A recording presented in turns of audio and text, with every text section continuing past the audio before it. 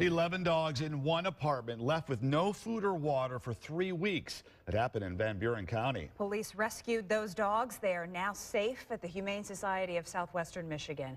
WSBT-22's Annie Chang has this story for us tonight. And Annie, this was a very serious case of animal abandonment. Just a horrible case, Jennifer. Police say a Lawton, Michigan woman had been evicted from her one-bedroom apartment, leaving her 11 Chihuahua mixed dogs to fend for themselves. Now those dogs could use your help. Meet the Tiny 11.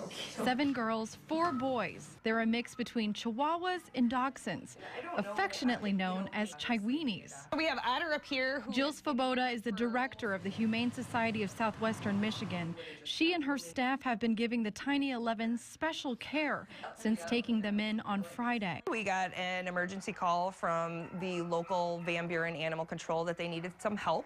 Needed help picking up the pieces after police say this woman, 56-year-old Nina Sparks, abandoned those dogs without food, water, or care for weeks.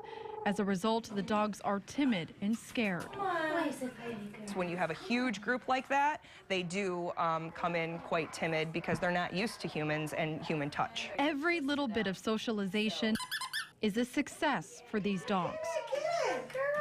There's also the possibility of medical problems.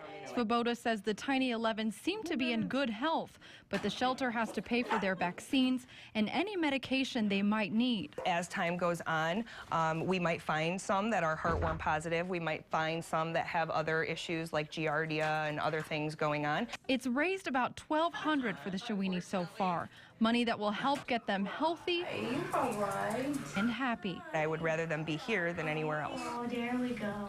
Now, if you'd like to donate to the Humane Society of Southwestern Michigan and the Tiny 11, just head to our website, WSBT.com. Click on this story. Now, if you'd like to take one home, the shelter says they should be ready for adoption in 1 month. Meanwhile, Sparks, the dog's former owner, faces 6 years in jail and up to a $5,000 fine. Prosecutors say she's a habitual offender, as this is her second animal cruelty charge.